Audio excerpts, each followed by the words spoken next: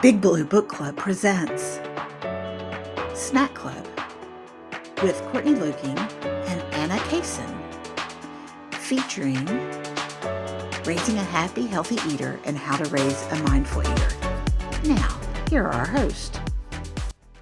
Feeding children is an adventure, and at some point or another, you might have had questions like, am I doing this right? Or is this normal? Headlines, things we see online, things we hear from family and friends, and even unpacking what we see in the store can have us questioning what to feed our children. We want children to have what they need to lead happy, healthy lives, and it seems like as soon as we figure something out, it changes. That's where we come in. My name is Dr. Courtney Luecking. I'm a registered dietitian and extension specialist for family and child nutrition. This means I have lots of training and expertise about child nutrition. I also have two littles of my own. This combination allows me to talk through practical, science-based strategies for creating a nourishing feeding environment for your family. And my name is Anna Cason. I'm a registered dietitian and extension associate in food and nutrition. I don't have kids of my own, but my interests and passion lie in supporting healthy food-related behaviors, which begin in childhood.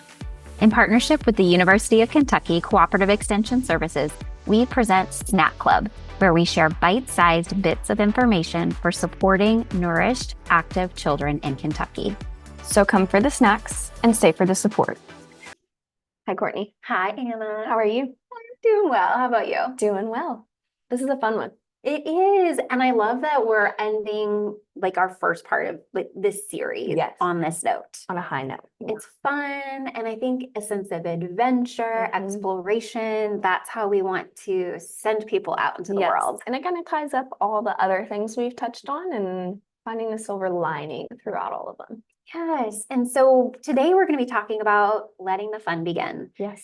Using our senses to explore and experience food. And I have to say, when I read this Raising a Healthy, Happy Eater, I loved that they had a whole chapter on the sensory experience. Me too. I knew we had senses.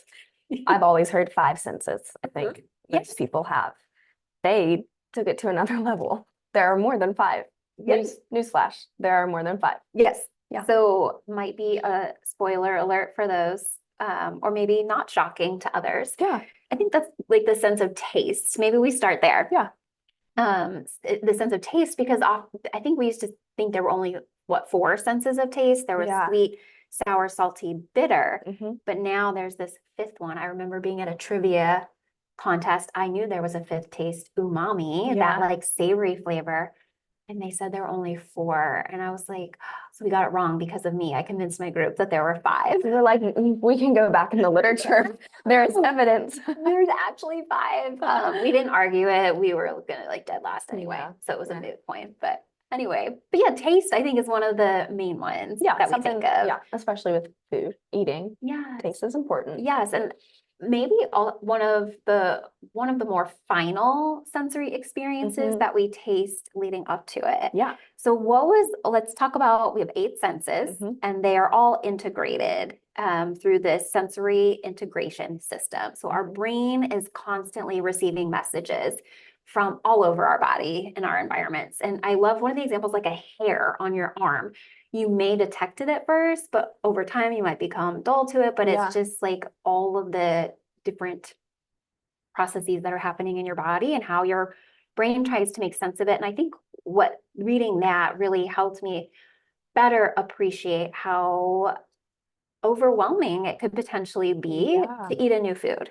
Or just at a younger age when you're like growing into your body and your brain is trying to process how to navigate all these senses that it's receiving. Yes. It's a lot. It's a lot. I think about like a conference I went to recently and eating lunch, and it felt like a flashback to middle school, high school lunch. You walked into a big crowded room, couldn't find any of my friends, and you have like your tray of food and you're like, well, I don't know where to sit. There's a lot of noise. The lights were dim. Like there was a lot of sensory experiences going on that were like totally detracting from my interest or desire to eat. Well, I think about that even like in different environments. I pay attention to the temperature a lot. Like that is something that my body reacts to. If it's super cold in a room, I can hardly focus. But if it's super hot, same thing. So all these different things that your body is feeling and noticing, and then it kind of prioritizes like where it falls in the line of what do I need to react to and like really focus on.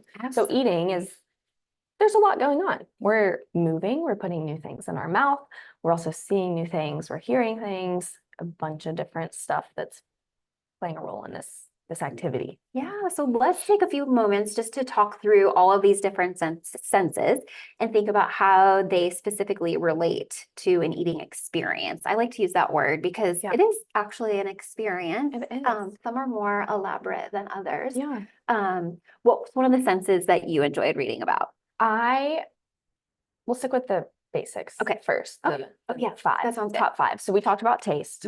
Oh, but I have some fun facts about taste. Okay, let me hear them. So did you know that we can start to taste when we are babies in the womb? Like during pregnancy in utero, babies start to taste amniotic fluid. That's how early taste buds start forming. That is fascinating. So just thinking about how our taste preferences begin so early in life, before we even know it. I mean, wow. Yes. And then another fun fact, I learned this from previous career, but that our gut has taste buds. They can like sense that sweetness. So we thought it was just on our tongues, but also in our gut, we were doing like intestinal samples to try to like look for and find those. Wow. So it's really like a whole digestive process with taste. Yes, a whole body experience. Yeah. Okay. I think those are my only fun facts. Well, those are fun facts. Oh, one more. Oh, whoa. And the book did talk about super tasters. Oh, Which yes. I think is really relevant when we're thinking about kids. Yeah. There are these more bitter flavors. So if we think about those cruciferous vegetables, the ones that smell awesome when you cook them in the office, you're like, who's making broccoli or Brussels sprouts? Heating that up. Yeah. Yes, usually you get guilty as charged. But those can have a more intense flavor, and 1 in 4 people are really sensitive to that bitter flavor. I didn't realize it was that many. It is. And then about 1 in 4 are actually not really sensitive at all.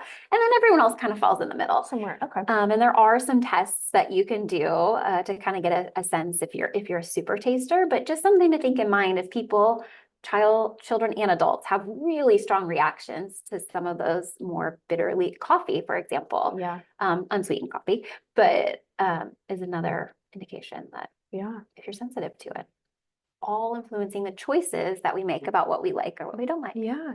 Interesting. So sorry for that tangent. Just a little bit more. Fun facts. I love them. All right. So back to the basics. Senses. Seeing.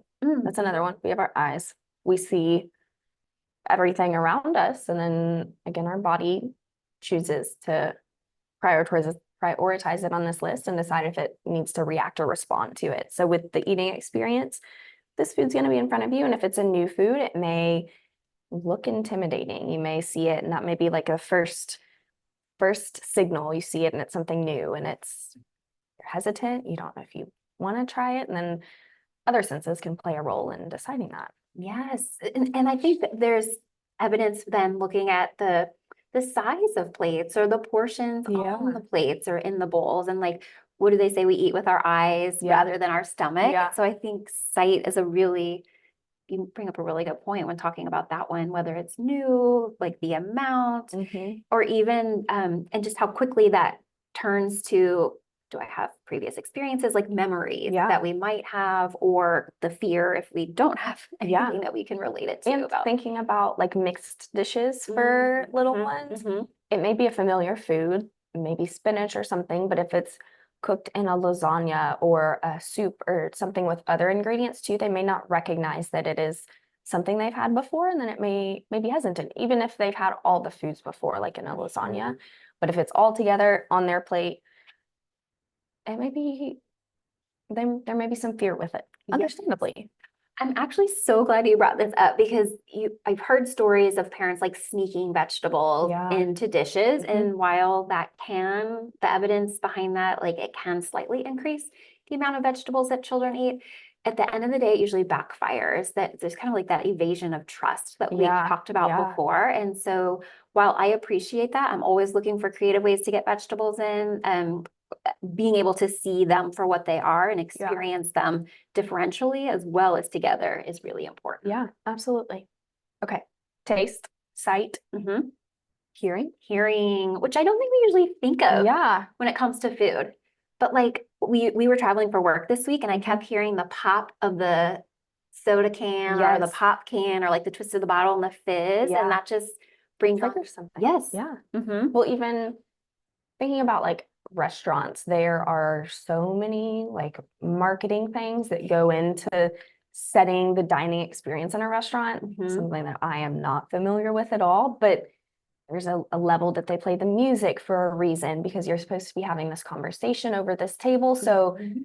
like these other senses that we don't often think about, there are like specific studies that look into them related to the eating experience, and we know that they have a huge role. It is wild. And that's something we can talk about with kids, like sound, like a Mhm. crunch. Just think about the crunch of like, you take the Yeah. bite and it's like, oh gosh. And what does this food sound like Yeah. if we take a bite Yeah. or things like that? So Yeah. sound, it does play a role. It does. Mhm. Okay. Okay. 3 down. 3 down, we have smell. Smell. This one is interesting. Yeah, it is. I saw like your questionable look. It could be either really great or maybe not so great. Yes, yeah, I know. I was I was thinking of an orange, and then I went back to the cruciferous veggies, and then I immediately went to like taking or drinking something that we don't like. And whenever we were younger, they were like, oh, just plug your nose and drink the cough medicine or something, Yes. like something that, oh, Uh-huh. Yes. So your point exactly is that smell and taste are so closely they go hand linked. in hand. Yeah. They do.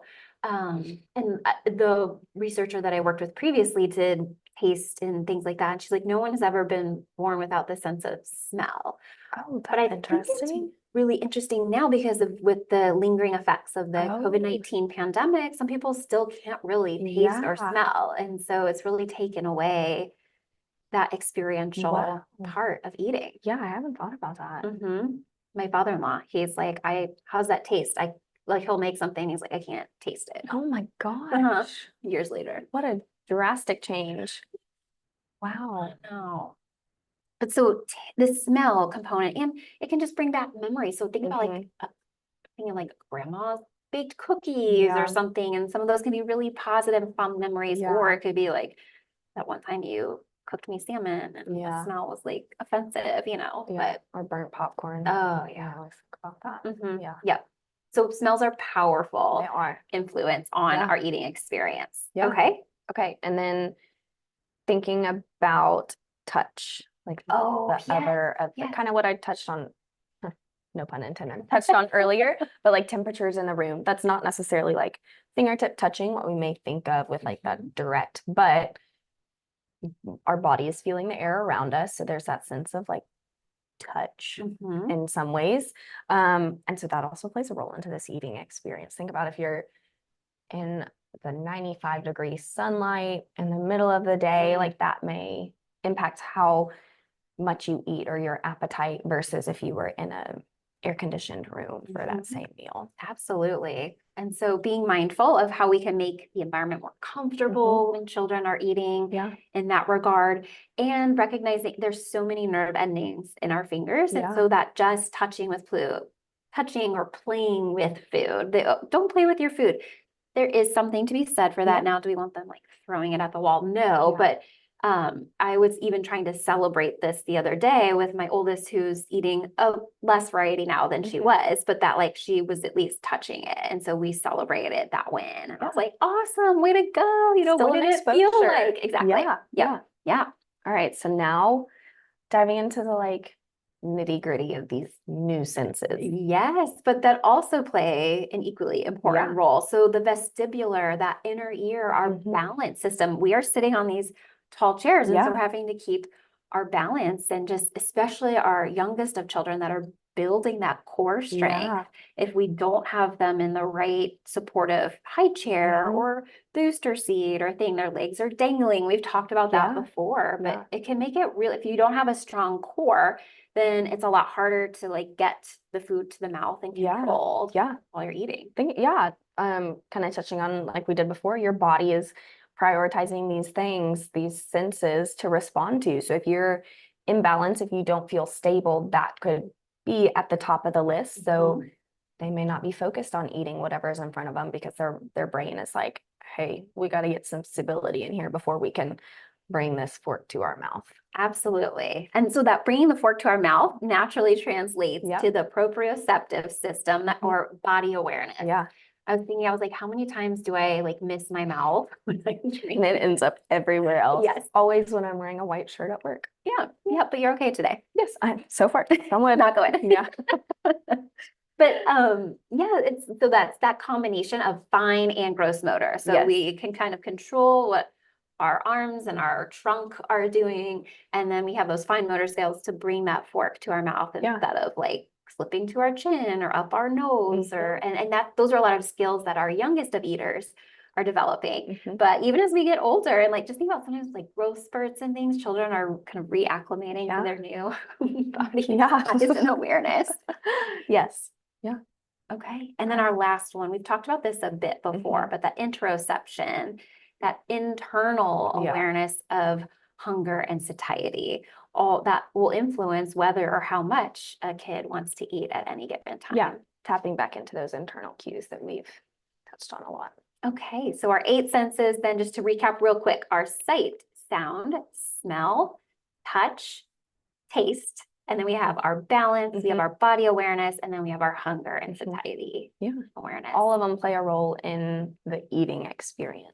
Yes. And so when we're eating with children, thinking about these different systems as a way of checking in, if something doesn't seem to be quite right, is anything a little bit off with this? Like, do they have a cold? Do they have a stuffy nose so they can't really taste? Yeah. Are they trying to keep their balance because we don't have the right chair for them to sit in or foot support, or is the fork too big for them to like try to get into their mouth? Like these are some ways that we can troubleshoot if things don't seem to be going as we anticipate. Yeah, kind of like our previous episode, managing that mealtime behavior. It could be in response to one of these sensory systems being off for whatever the reason may be. And talked about this with our friends, but just kind of reinforcing that when people have or children have sensory processing disorders, that can really influence their experience around food. And so working with professionals to find the right environment to support children as they're eating. Yeah. Okay, so sensory experiences, also helping them explore. So as they are eating, what does that feel like in your mouth? What does that sound like when you chew it? Tell me what it smells like. Just really helping children explore and have a sense of wonder about the foods that they're choosing. Yeah, and getting exposed in a variety of ways. Yes. Let's talk more about that, because we so often focus on, did I swallow it and did it go down to my stomach kind of thing, that's like the measure of success. But there's so many other ways that we can measure success of being exposed to a food. Yeah, so like you mentioned, playing with the food, maybe it's a new texture, and so they're learning about it through their fingertips versus in their mouth. They're still getting exposed to it, or just having this new food in front of them and they're smelling it, like they're still getting exposed or seeing it for the first time.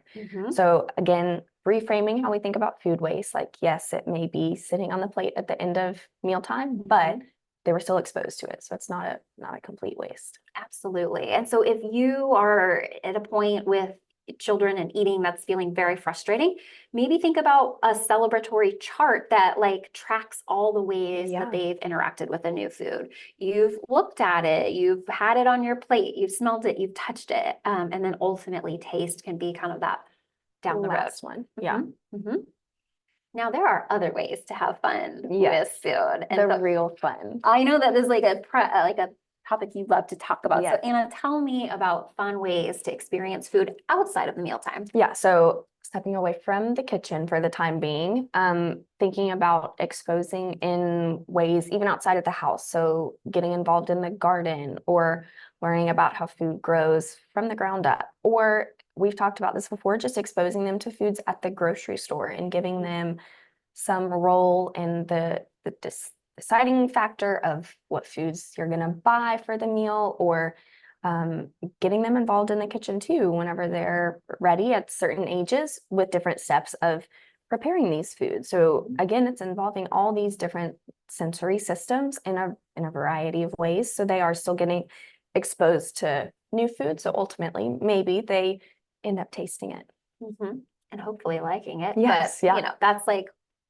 goal, hashtag goals. Yes, long-term goals. I love this because again, it's so easy to miss these opportunities in everyday life Mhm. because we're like, okay, get the meal made, serve the kids the Yeah. meal, and move on. Yeah. And just not that every meal has to be long and drawn out and Yeah. just like overly elaborate, but by us spending so much time talking about this, hopefully, I'm hopeful that people can take away just a little bit about, oh, right, like this, celebrate that Yes. this is happening, recognize that this is happening. Yeah. Instead of focusing on the negative, we can focus more on the positive of Yeah. we've exposed to a new food, we've touched it, we've smelled it, we've tasted it, we've played with it. Yeah. Celebrating the small wins. Yeah. Any other suggestions for playing with food? So there are some ways to make art with your food, which is another good way to be exposed to it and kind of exposed in a variety of ways. So they may be touching it in a different way. Perhaps they're using a full stick of celery and doing stamps with it. And maybe normally when they're exposed to celery, it's bite-sized amounts where they could actually eat it. So getting exposed to the full vegetable, making stamps with it, or one of my favorites, Mr. Potato Head. If you have the pieces lying around instead of the plastic potato, it does take a little bit of muscle, but get a full potato and have them make different faces with the potato. So they're being exposed to it in a different way. Yes, and if people are worried about waste, then you could think about crafty snack time where you give some dip and fruit or vegetables to children and allow them to Put it together, create something. and then eat it. Enjoy it. Yep. Yeah. Okay, so I think, oh, you know what, we didn't talk about yet, which is so important because playing with food can be messy. Yes. And we're here to tell you to embrace the mess, which may hurt. Like you may have a visceral reaction like, oh, no, I would. Yes. Like, oh, I can't handle that. But embrace it. And I'm just thinking of babies, partially because we're in that space of life. So will your teenager eat like this? Not necessarily so, but just like we would take pictures and with like yogurt, for example, and just shoving it and all over the face and all over the hands. And I think we eventually just started stripping down the top too, because it was just like a yogurt bath. Yeah. And my dad would be like, oh my gosh, that goober or something like funny. And I'm like, yes. And like she's learned, she's practicing feeding herself and she's just really experiencing it. Yeah. Some of it's getting into her mouth, the rest isn't, but she's totally comfortable Yeah. with it. But I get it. It is kind of cringy because you're like, no, I have to give you a bath, maybe again. All the steps. Yeah. Yes. So but there are ways to preemptively prepare for the mess. So kind of like you mentioned, maybe infants, toddlers, just eat at mealtime without a top on or with a rubber bib or something, a silicone one that is easier to wipe up than the cloth fabric ones. Or if you're in a high chair or underneath their seat at the table, you can lay out a full tarp if you have it, or a trash bag, empty trash bag, put it there so that anything that ends up on the ground can easily be cleaned up. Or if you have pets, they're just natural vacuums that are there to save the day. We miss our pets now. Yes. And then if older children are helping prepare things in the kitchen, that can be messy too. And also embracing the mess there. But at that point, they're also developmentally more capable of helping clean it up. So again, like we've talked about this before, this assessing breathing and just then helping children learn how to clean up that mess, because that's all part of the process of absolutely creating and exploring and experiencing. Yeah. Well, Anna, this has been so fun. It has been. Final remarks, closing remarks on making food fun. Yes. Think about the senses. Again, all of these senses are playing a role in this experience, and it is a true experience. So think about if there is a mealtime behavior that you're really working to manage, maybe think about the senses and perhaps there's a reason for it. Or if there's not, just learn to embrace the mess that comes along with it and have fun with it. Right. It's going to ebb and flow. Yeah. This is a journey. And I feel like that's why we wanted to close with this topic. Like it's a feeding journey. And so if we can stay curious, if we can stay present or engaged in that through experiencing the senses, then we as adults can actually, I think, learn a lot along the way too, or learn to like new things or see things in a new light, and help our children to feel more comfortable navigating the world and all the foods that are out there for them. Yes, and get involved with foods in different ways outside of mealtime and maybe in the kitchen at a different time also. Yes. Well, we are so grateful to those who made it all the way through with us. Yes. And we'd love to keep having conversations about topics that matter to people. So email us at snackclub, snackclub at uky.edu, and let us know what's on your mind or what you've been talking with friends about or what you have questions about. And we'd be happy to chat and explore those topics with you. Yes. And some of the topics we touched on today, there are additional resources like podcasts or kids in the kitchen charts. So those will be linked in our show notes. And as always, check in with your local cooperative extension office for more information, ideas, activities, all the things. All the things. Until next time. Yes. Enjoy, have fun, and embrace the mess. Yes. Thanks for joining us for another episode of Snack Club. Resources related to the topics discussed in this episode can be found on our website, linked in the show notes. Your local cooperative extension office is also a wealth of information and can provide links to local resources. If you have other topics you would like to hear about, send us a note at snackclub@uky.edu. That's snackclub@uky.edu. And as a reminder, the digestible bits of information we share are like navigation signs for your feeding journey, but you may need to contact a healthcare provider for more personal advice. And last but not least, special thanks to our team behind the scenes. Mindy McCulley for bringing this audio and video file to life with her technology skills, and to the people through her marketing magic. And to Kelly Thompson for her creative ability to turn one conversation into our Snack Club symbol. We hope to see you again soon.